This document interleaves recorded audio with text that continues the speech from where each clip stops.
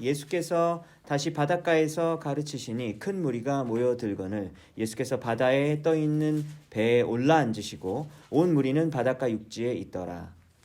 예수께서 여러 가지를 비유로 가르치시는 중에 그들에게 이르시되 들으라, 씨를 뿌리는 자가 뿌리러 나가서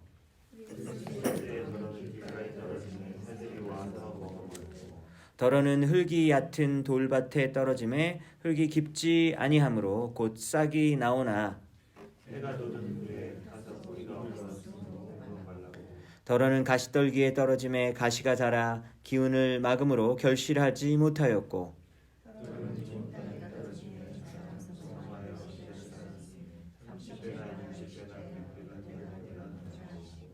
또 이르시되 들을 귀 있는 자는 들으라 하시니라.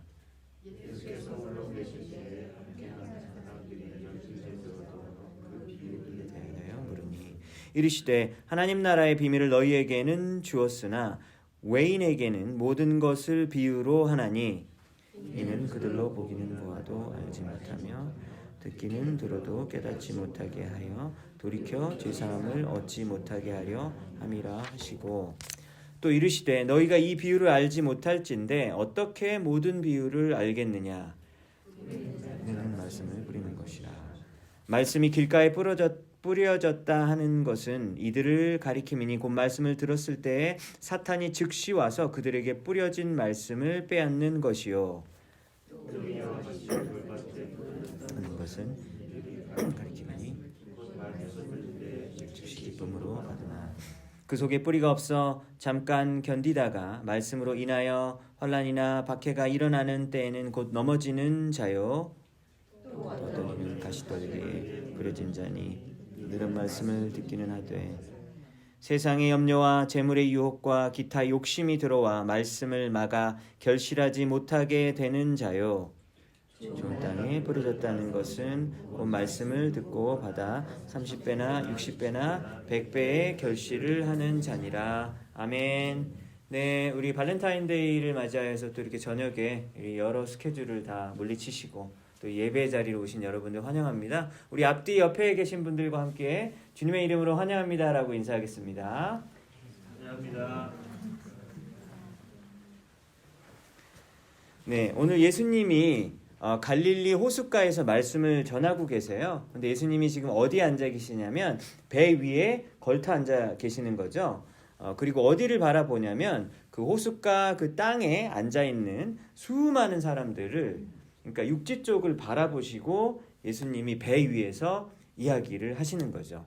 근데 가르치시는 방법이 예수님이 비유로 하겠다, 비유로 하겠다라고 말씀하시죠. 그래서 영어로는 parable이라고 하는데 그 parable이 어디서 나왔냐면 이 그리스어로는 파라볼레니까 거의 비슷하잖아요. 그러니까 거기서 나온 단어인 것을 알 수 있죠. 예수님이 비유로 말씀하셨다. 그래서 오늘 읽은 본문에는 어떤 비유가 나왔냐면 어떤 농부가 씨를 이렇게 땅에 뿌리는 비유가 등장하죠. 그래서 씨가 뿌려지는데요. 땅이 여러 종류가 있다는 거예요.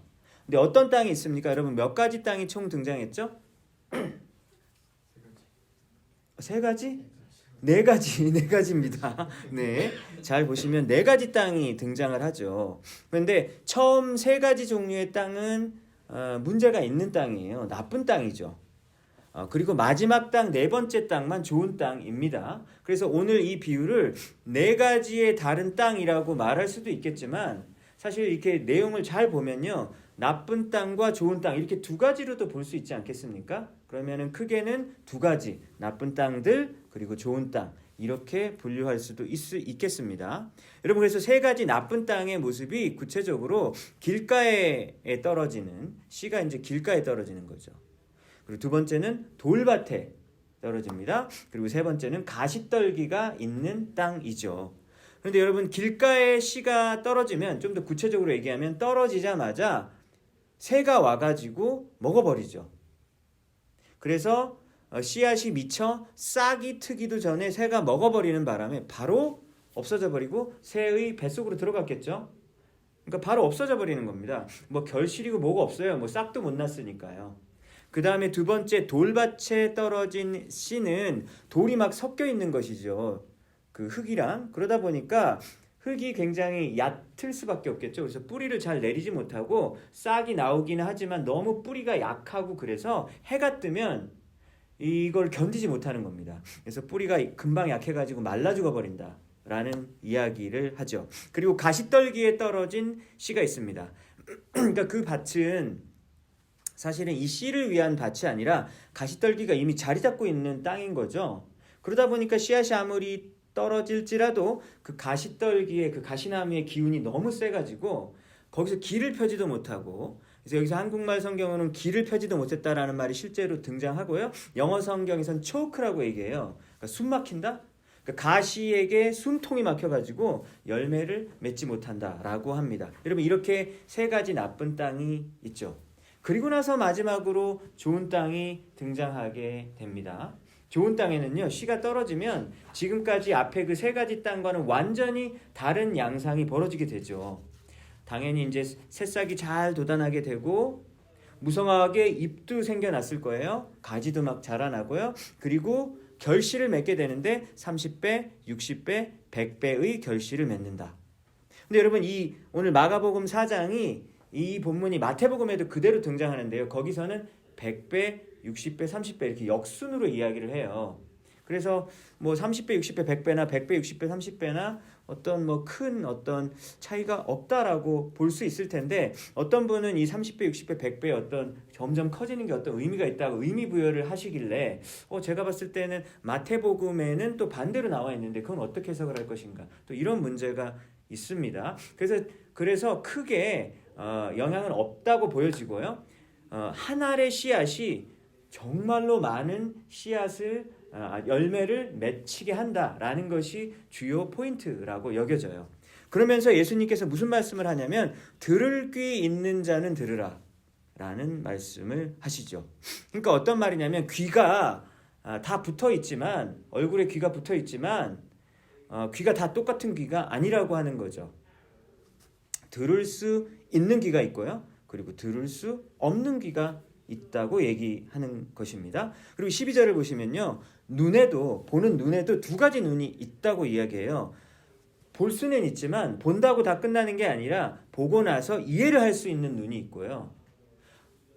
보긴 보지만 이해를 못하는 눈도 있다. 그러니까 귀와 또 눈이 있는데 정말로 제대로 작동을 하고 기능을 다하는 눈과 귀가 따로 있다라고 이야기를 하는 것이죠. 여러분 이게 무슨 말일까요?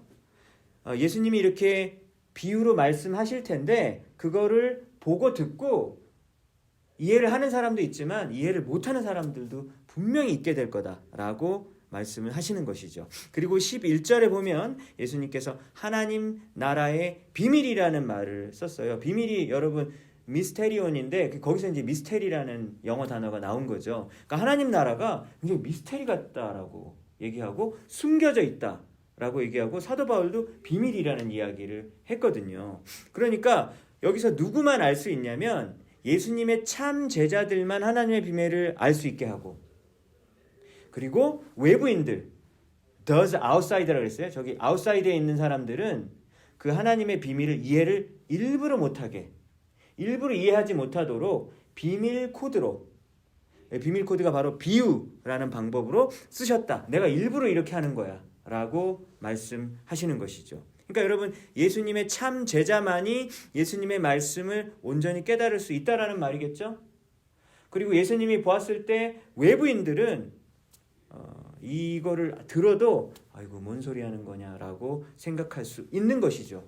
왜냐면 여러분 보세요. 이해하기가 어려운 얘기는 아니잖아요. 왜냐면 씨앗이 땅에 떨어지는 얘기이기 때문에 되게 일상에서 친숙한 소재였다라고 하는 거죠. 그 당시 농사를 많이 지었으니까 만약에 예수님이 지금 시대에 있었다면 뭐 인터넷 비유를 들으셨을까요? 막 핸드폰 비유를 들으셨을까요? 그랬을 수도 있을 거예요. 그러니까 그 당시 사람들에게 매우 익숙한 소재를 비유로 들었음에도 불구하고 어떤 사람은 귀가 다치고 눈이 다쳐가지고 이해를 못한다라고 하는 겁니다. 여러분 귀가 다치고 눈이 다친 사람은요 오늘 이야기를 듣고 예수님이 농부셨나 봐 이런 얘기를 할 수 있는 거죠. 아니 왜 갑자기 농사 이야기를 가르치고 있으실까? 이런 농사 기술에 대한 이야기다라고 이해할 수 있는 거죠. 여러분 충분히 그렇게 생각할 수 있겠죠. 농사 이야기를 한다. 예수님이 목수인 줄 알았는데 농부였나 봐. 이런 식으로 이해를 할 수 있다라고 하는 거죠. 근데 그 얘기가 아니다라고 이야기를 하는 겁니다. 심지어 여러분 제자들도 이해를 잘 못했어요. 그래서 예수님께서 13절에서 20절까지 설명을 구체적으로 해주자 그때서야 이해를 하게 되었다라는 말이 나오게 됩니다. 여러분 하나님 나라의 비밀이 너무너무 소중한 거예요. 그러니까 아무에게나 쉽게 들려져가지고 그 사람들이 듣기에 뭐 농사 얘기야? 아니 뭐 난 다 알아. 이런 식으로 취급받기를 원하지 않으시는 거예요. 그렇게 들을 사람은 그렇게 듣되 사실 내가 말하려는 바는 그게 아니다라고 예수님께서 말씀하시는 거죠. 그래서 적게 받은 자는 사실 아예 다 뺏겨버려요. 하나님 나라에 대해서 아예 알 수가 없거든요. 근데 많이 받게 되는 자는 더 차고 넘치도록 풍성하게 부어주신다라고 하는 거예요. 그러니까 여러분 우리가 어느 쪽에 서겠느냐라고 예수님께서 말씀하시는 거죠. 여러분은 어떻습니까? 하나님 나라의 비밀과 예수님의 가르침을 여러분 소중하게 생각하십니까? 그렇다면 이 비유를 이해해야 되겠죠. 그렇죠? 근데 이 예수님 이 이야기가 당장의 이익을 어떤 줄 수 있는 그런 이야기는 아니잖아요.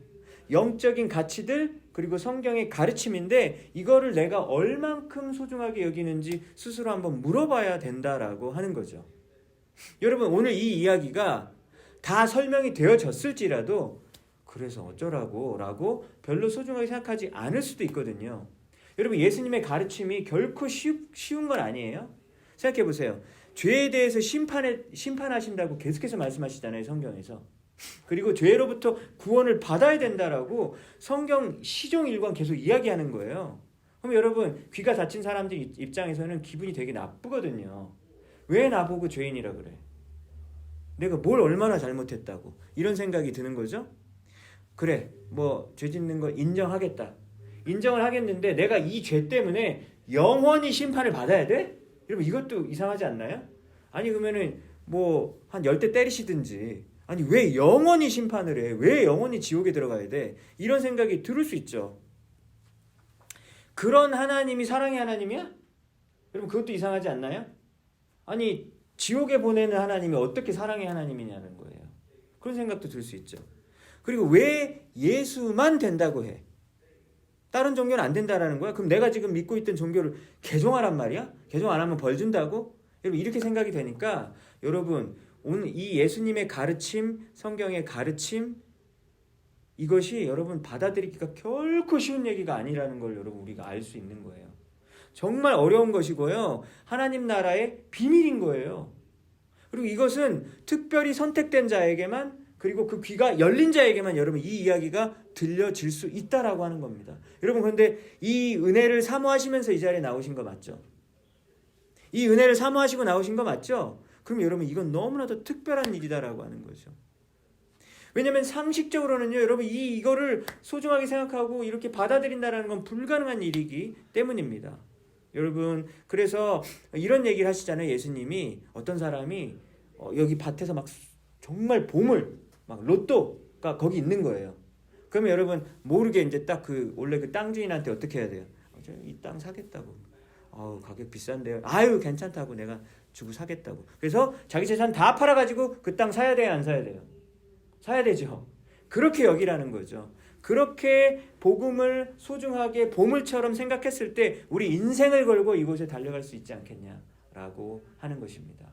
여러분 예수님의 비유, 예수님의 가르침, 성경의 가르침 여러분들 마음속에서 정말로 나는 얼마나 소중하게 생각하고 있는지 그리고 이것을 깨닫기 위해서 나는 얼마나 마음을 열길 원하는지 나는 이거를 듣고 그냥 흘려버리는 게 아니라 정말로 이것을 내 마음속에 새겨서 오늘 말씀에 나온 것처럼 열매를 정말 내 삶 가운데서 맺길 원하는가? 원하지 않는가? 여러분 이것을 먼저 생각하길 원하신다라는 예수님의 말씀입니다. 여러분 13절에서 20절까지 이 비유에 대한 해석을 보면은요 각각 살펴보면 처음에 예수님께서 말씀하시기를 씨 뿌리는 자는 14절에서 말씀을 전하는 자라고 말하고 있죠. 여러분 그러면은 말씀을 뿌려요. 우리가 말씀을 뿌린다고 하면 여기서 말씀이 뭘까요? 씨앗이죠. 씨앗. 그렇죠? 그러면 말씀을 뿌리는 행위는 말씀을 전하는 행위라고 할 수 있겠습니다. 그럼 여기서 이 씨앗은 아까 말씀이라고 했는데요. 조금 더 이게 구체적으로 얘기하면 예수님의 설교. 오늘 본문에서는요. 그렇죠? 예수님의 설교 아니면 복음이라고 말할 수도 있겠죠. 뭐 그리고 구약계는 여러 선지자들이 있었는데 선지자들이 막 백성들을 보면서 막 안타까워하면서 여러분 하나님께로 돌아와야 돼요. 옷만 찢지 말고 마음을 찢으면서 돌아오셔야 돼요라고 선지자들이 계속해서 외치잖아요. 그래서 그 말씀이 씨앗이겠죠. 근데 막 사람들이 받아들였나요? 안 받아들였나요? 구약 시대 이스라엘 백성들 보면 뭐래 막 이러고 막 선지자 막 때리고 헛소리 한다 그러고 막 그러지 않습니까? 그러니까 다 튕겨져 나가는 거죠. 그죠? 그러니까 그런 밭에서는요. 씨앗이 도저히 열매가 맺혀질 수 없는 거겠죠. 그런 것이 바로 씨앗을 뿌리는 행위라고 할 수 있습니다. 여러분들이 이제 주위 사람들에게 예수님 안 믿는 분들에게 복음을 전하시잖아요. 그렇죠? 그러니까 뭐 직접 말을 통해서 여러분 죄인이고 그 다음에 예수님이 필요하고 그 예수님을 영접해야 된다라고 전하시는 그런 행위도 하실 때도 있으실 거예요. 그죠? 그리고 또 어떤 분은 그렇게 하진 않지만 막 열심히 음식을 만들면서 우리 대접하면서 하시는 분도 있을 것 같아요. 어떤 분은 열심히 자신의 시간을 투자해가지고 섬기면서 그런 일을 감당하시는 분도 있으시겠죠. 그렇죠? 그래서 복음을 전하는 그 행위가 바로 씨앗을 뿌리고 말씀을 뿌리는 자라고 볼 수 있겠습니다. 여러분 땅은 뭘까요? 땅. 그 말씀이 뿌려지는 곳이 어딜까요? 여기 밑에 바닥은 아니겠죠. 그죠? 하나님의 말씀을 받는 곳은 우리의 머리 생각일까요? 뇌일 수도 있겠어요. 왜냐하면 이해하고 분석하고 맞는지 틀리는지 이렇게 판단을 해야 될 테니까요. 그러니까 머리일 수도 있겠습니다. 그리고 또 하나님의 말씀이 우리의 영혼 가운데 마음속에 찾아와서 그리고 이곳에서 삶의 열매를 맺어야 되기 때문에 우리의 마음이라고 하트라고 할 수도 있겠어요.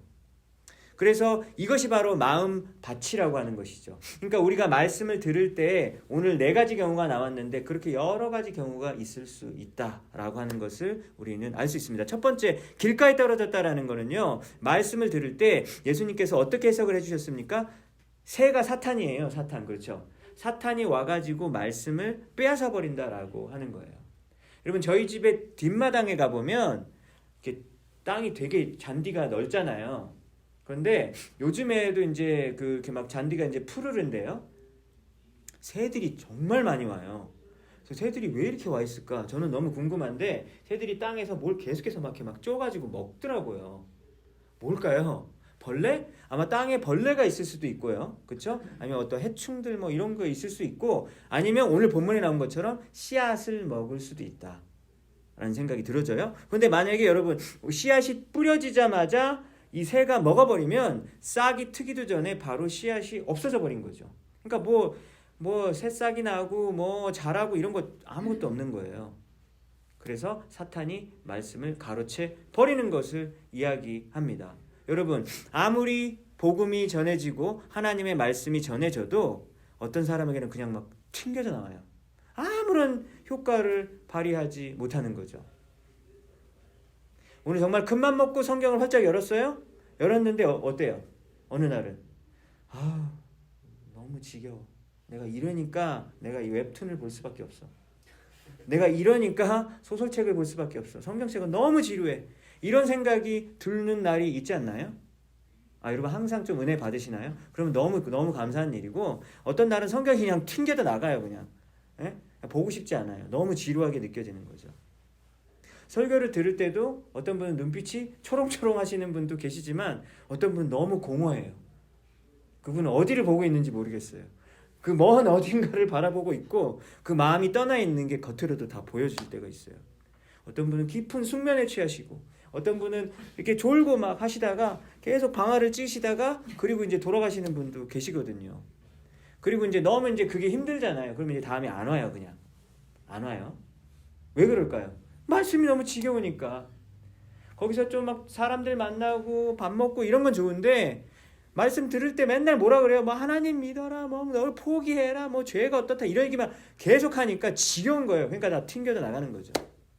근데 이런 현상을 가지고 예수님이 뭐라 그러냐면 이 안에 영적 전투가 있다고 얘기하시는 거예요.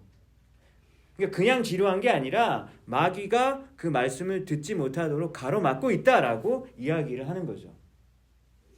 여러분, 그러므로 말씀을 듣는 행위는요, 여러분, 말씀이 우리 마음속에 들어가냐 안 들어가냐는 여러분 철저하게 영적인 일입니다. 에베소서 6장 12절에 이런 말씀이 있죠. 우리의 싸움은 혈과 육에 대한 것이 아니요 통치자들과 권세자들과 이 어두운 세계의 지배자들과 하늘에 있는 악한 영들을 상대로 싸우는 거라는 거예요. 여러분, 그래서 영적 전투에 들어가는 것, 뭐 말씀을 읽는 거, 오늘 한번 마음 잡고 기도해 봐야 되겠다, 찬양해야 되겠다, 쉽지 않아요, 여러분. 그러면은 이제 전투력을 키워야 된다라고 했으니까 말씀 듣기 위해선 짐에 가서 막 운동을 하면 되나요? 근육 운동을 하고 여러분 유산소 운동을 하라는 얘기인가요? 그게 아니라는 거예요. 혈과 육에 대한 것이 아니래요. 근육이 아무리 많다고 해가지고 말씀을 잘 들을 수 있는 게 아니라는 거예요. 여러분, 이것은 뭐예요? 어두운 세력과의 싸움이다라고 사도 바울이 이야기하고 있는 것처럼 오늘 예수님이 뭐라 그러냐면 말씀을 아무리 들어도 그냥 확 튕겨져 나올 수도 있다라고 하는 거죠. 사탄 마귀가 다 가로채가 버리기 때문에. 여러분, 그래서 성도들이 하루하루 살아가기 위해서 말씀이라는 영적인 양식을 받아 먹어야 되잖아요. 근데 영적인 양식이 안 들어오고 계속해서 튕겨져 나가니까 계속해서 이제 음식이 공급이 안 돼서 영적으로 영양실조에 걸리게 됩니다. 그러니까 말씀이 내 안에 없기 때문에 모든 게 짜증나요. 모든 게 화가 나고요. 그리고 옛 자아가 다시 살아납니다. 예수 믿기 전에 그런 혈기, 그런 모습들이 막 나오는 것이죠. 그렇지 않을까요, 여러분? 그것이 이제 장기화되면 영적인 침체를 가지게 되는 거고, 이제는 내가 침체된지도 몰라요, 여러분. 너무 오래되면. 그래서 영적으로 안주하게 되고 영적으로 미지근해가지고 너무너무 심각한 상황이 되어지는 것이죠. 여러분, 그래서 예수님을 평생 믿었다고 하는데, 아니면 예수님을 수십 년을 믿었다고 하는데, 여러분 보면은 만약에 계속해서 오랫동안 정체되는 경우도 있을 수 있잖아요. 여러분, 그런 경우가 혹시 나라면 여러분 이거 깨어나야 돼요. 깨어나야 되는 거예요. 여러분, 왜 뭐가 잘못된 건가요? 하나님의 말씀이 잘못이 있는 건가요? 하나님의 말씀이 능력이 없는 건가요? 아니잖아요. 하나님의 말씀은 살아서 움직이고 마치 막 그 골수를 쪼개는 것처럼 막 우리의 심령을 막 쪼갠대요. 근데 쪼개기는커녕 내 관심이 없는데, 전혀 감흥이 없는데, 여러분 이게 얼마나 심각한 일이겠습니까? 여러분, 그래서 기도와 말씀이 함께 가는 거죠. 그렇죠? 기도와 찬양이 살아있을 때 말씀도 들을 수 있죠. 나는 말씀만 공부할래. 저는 기도 타입이 아니에요. 그게 아니라 기도가 안 되면 여러분 말씀도 안 되는 거죠. 저도 설교를 할 때, 여러분 설교를 할 때 원고를 이렇게 막 썼다 뒤집어 엎었다 막 12시까지 계속 그러고 있어요. 12시 30분 예배인데 계속 뒤집어 엎고 자르고 편집하고 막, 저는 좀 그런 스타일이에요. 근데 여러분 잘 보세요. 제가 계속해서 막 타이핑을 하고 수정하고 지웠다가 또 새로운 거 예화를 넣었다 뺐다 막 하는데, 그렇게만 열심히 하면 될까요? 아니면 그 시간을 딱 이렇게 뭐 정지하고 그리고 무릎 꿇고 기도하는 게 여러분 중요할까요?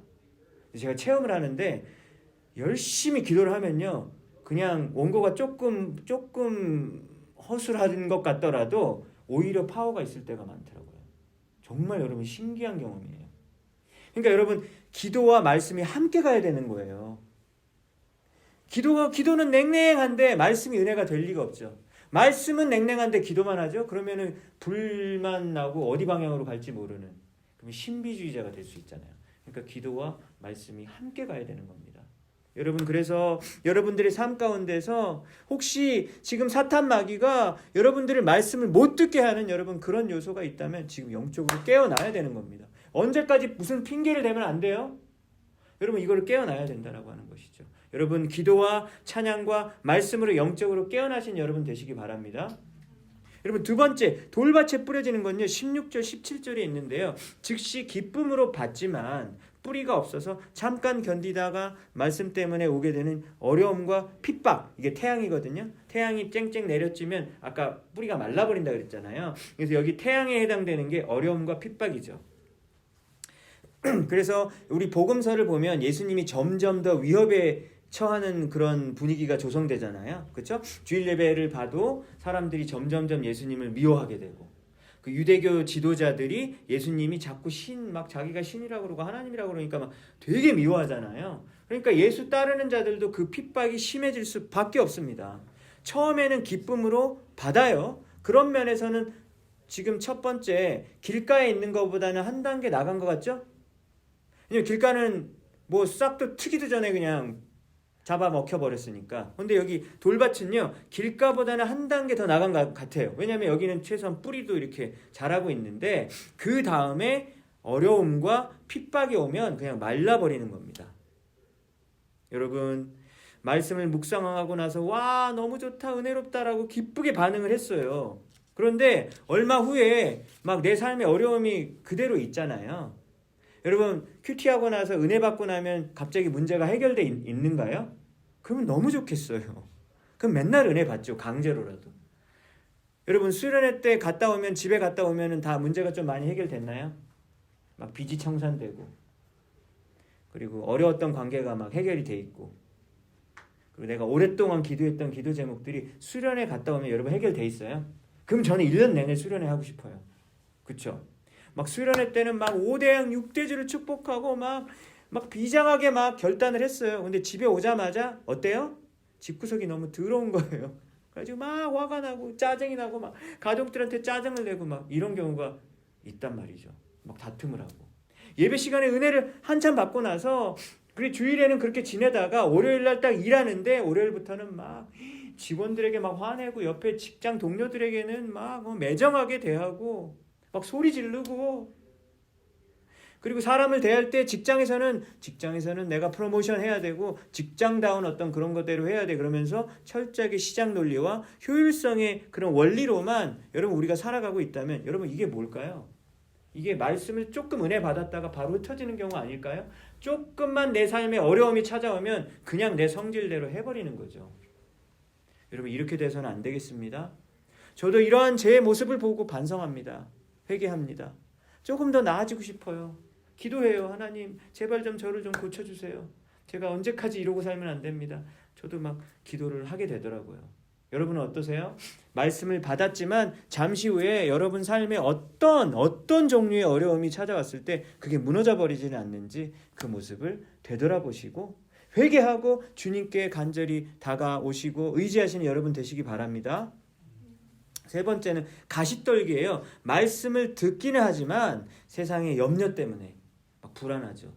그리고 재물의 유혹 때문에, 여기 재물의 유혹을 영어 성경에서는 seductiveness of wealth라고 그랬어요. 그러니까 seductive는 막 유혹하는 거잖아요. seduce하는 거는 막 성적으로 유혹하고 막 그런 거잖아요. 여러분, 돈이 여러분들을 막 꼬시려고 그런다는 얘기예요. 세상적인 어떤 그런 야망들이 여러분들을 막 은근히 막 유혹하는데, 그것이 너무 막 이렇게 마치 성적으로 유혹하는 것처럼 막 꼬시는 거예요. 그렇죠? 왜냐면 우리가 세상을 향한 욕망과 야망이 있잖아요. 욕심이 분명히 있단 말입니다. 여러분, 근데 그것이요, 말씀을 숨도 못 쉬기게 막 이렇게 졸라맨다라고 하는 것이죠. 그래서 열매를 못 맺게 만든다. 누굴까요, 여러분? 오병이어 때 군중들이 생각이 났어요. 오병이어의 군중들은 저녁에 배고파서 이제 예수님 그거 기적 하루 종일 봤는데 이제 집에 들어가야 돼. 너무 배가 고픈데 너무 배가 힘들다. 돌아가려는 와중에 기대하지도 않았는데 예수님이 어떻게 해줘요? 막 갑자기 물고기 주시고 빵 주시고. 예수님이 여러분 최상품 주시는 거 아시죠? 에? 막 먹다 남은 거 이런 거 안 주시고 정말 좋은 거 주셨을 거예요. 그러니까 너무나도 맛있는 저녁 식사를 배불리 막 12광주리가 남을 정도로 먹었단 말이죠. 그러니까 너무 좋아서 열광하고 예수님을 왕으로 세우겠다라는 막 이랬단 말이죠. 그게 예수님을 정말로 왕으로 모시고 싶어서 그런 것이 아니라 자기의 배고픈 배를 채워줬기 때문에, 그게 이유제요. 예수님이 돈 문제도 해결해 줄 수 있어. 예수님이 내 의식주 생계도 해결해 줄 수 있어. 그러니까 너무 익사이디드한 거죠. 그래가지고 막 하나님 나라를 이렇게 생계 문제를 해결하는 것으로 오해하게 되어지는 것입니다. 그래서 그 사람들이 너무 신나가지고 다음날 아침까지 쫓아왔잖아요. 예수님 어디 갔냐고. 예수님 막 숨어 계시잖아요. 그래서 가버나움까지 배 타고 쫓아갖고 왔습니다. 왜 그러는 거죠? 아침 식사도 주고 점심 식사도 달라는 거예요. 여러분 이게 뭐예요? 세상적인 그런 재물의 유혹, 세상의 염려에 해당되는 부분 아니겠습니까? 근데 예수님이 완전 여기다가 사람들에게 찬물을 확 끼얹어 버리죠. 뭐라 그랬어요? 나는 하늘에서 내려온 생명의 떡이다. I am the bread of life. 그러니까 완전히 산통을 깨는 거죠. 뭐야? 또 지겨운 얘기야? 뭘 하늘에서 내려왔고 뭐가 자기가 생명의 떡이야? 자기를 뜯어먹으란 얘기야? 사람들이 이해를 못할 얘기하니까 다 떠나버렸다고 얘기해요. 그래서 예수님이 되게 서운하고 속상하셨나 봐요. 뭐라 그래요? 제자들한테. 니네들도 떠날 거니? 라고 물어보시잖아요. 여러분 19절에서 말한 세상의 염려, 재물의 유혹, 기타 욕심이 있으면 여러분 말씀은 자라나지 못해요. 말씀이 이렇게 목 졸려가지고요 열매를 맺지 못한다라고 하는 것입니다. 여러분 예수님을 믿다가 시간이 지나면 지날수록 언젠가는 이 질문에 여러분 맞이하게 되는데요. 그게 뭘까요? 나는 과연 내 소중한 돈, 재물 이런 것들을 주님께 드릴 수 있는가? 여러분 이거 쉽지 않은 문제예요. 나는 예수님 믿는 것을 위해서 세상적인 야심과 출세에 대한 욕망까지도 내려놓을 수 있겠는가? 라고 하는 이 문제를 주님이 반드시 물으시죠. 여러분 이 강한 시험을 패스하는 자에게만 하나님의 말씀의 열매가 맺혀진다라는 사실을 우리가 깨달아야겠습니다. 그러니까 이게 너무 어려워요, 여러분. 은혜 받고 막 이런 느낌적인 이런 거는 좋은데요. 실제로 구체적으로 들어가 보면 이런 거를 주님께서 챌린지 하시니까 여러분 쉽지가 않는 것이죠. 주님을 따라가는 길이 쉽지가 않습니다. 여러분 정말 초연하세요? 저는 세상 야망 없어요. 정말 초연하세요? 정말 힘든 얘기일 것입니다.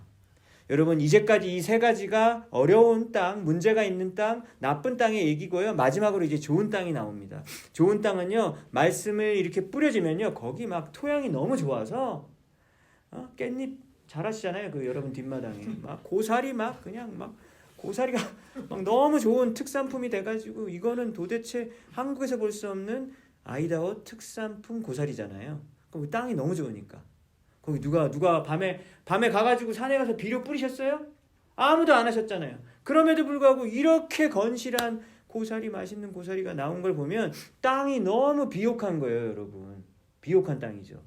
그래서 땅이 좋다 보니까 막 싹이 트고 막 자라고 열매가 막 30배, 60배, 100배의 결실을 맺어지는데 하나님의 말씀을 들은 자가 이렇게 좋은 토양의 마음밭을 만나면 그런 풍성한 열매를 맺히게 된다. 여러분 이런 땅 가지길 소원하십니까? 이런 땅 가지길 원하시죠? 주일에도 사실 아멘을 하시나 봐요. 제가 봤을 때는. 제가 못 들었을 뿐이지. 그죠? 여긴 좁으니까 좀 들리네요. 그죠? 제가 너무 아멘을 강요하지 않겠습니다. 사실 들었다라고 생각하고 넘어가겠습니다. 어떤 마음의 땅이 좋은 땅일까요, 여러분? 제가 봤을 때 첫 번째는요. 심령이 가난한 자는 복이 있나니 예수님이 첫 번째 복을 말씀하셨잖아요. 마음이 가난한 자. 여기서는 그 가난하다라는 말은 그 bankruptcy를 말하거든요. 파산된 거예요. 마음이 완전히 다 파산돼 가지고 그래가지고 어떻게 하죠? 두 손 들고 전부여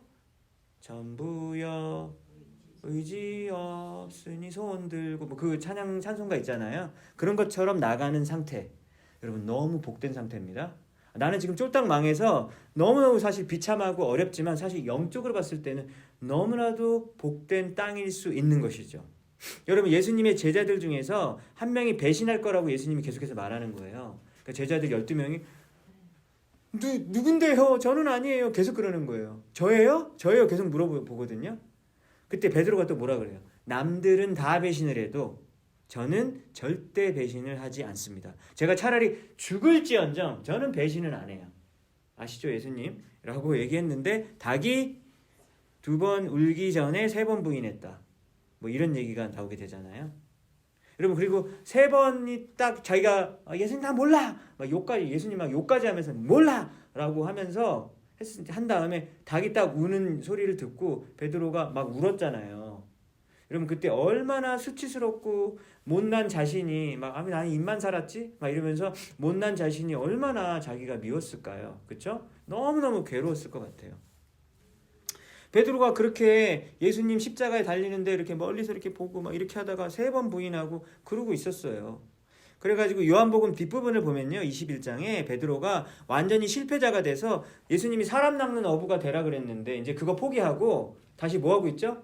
다시 본업으로 돌아오게 됩니다. 물고기 잡는 어부로 돌아오게 되는 거예요. 돈 벌어서 기분 좋았을까요, 베드로가? 아니겠죠. 되게 참담하고 마음이 너무너무 어려웠을 거예요. 고기 다시 잡는데 고기를 이렇게 그물을 밤새도록 했는데 잡혀요, 안 잡혀요? 아무것도 안 잡혀요. 근데 어느 날 또 어떤 아저씨가 딱 와가지고 이쪽에도 한번 해보세요. 그러니까 뭐래, 왜 참견이야. 그러지 않고 한번 해봤더니만 배가 막 가라앉을 만큼 이렇게 된 거죠. 그래서 이제 요한이 먼저 발견한 예수님이다고. 베드로가 너무 기뻐가지고 막 또 물로 막 뛰쳐나갑니다. 막 달려. 이게 베드로 성격이잖아요. 그래서 예수님과 베드로가 대화를 하잖아요. 그래서 뭐라 그래요? 예수님이 이 사람들보다 나를 더 사랑하느냐? 그러니까 베드로가 뭐라 그래요? 주님 그러합니다. 예전만큼 이렇게 자신 있게 대답 못하죠. 주님 그러하나이다. 내가 주님을 사랑한 줄을 주님께서 아시나이다. 그러니까 예수님이 뭐라 그러시죠? 내 어린 양을 먹이라. 어린 양을 먹이라는 거예요. 그러니까 이걸 지금 몇 번 해요, 여러분? 3번.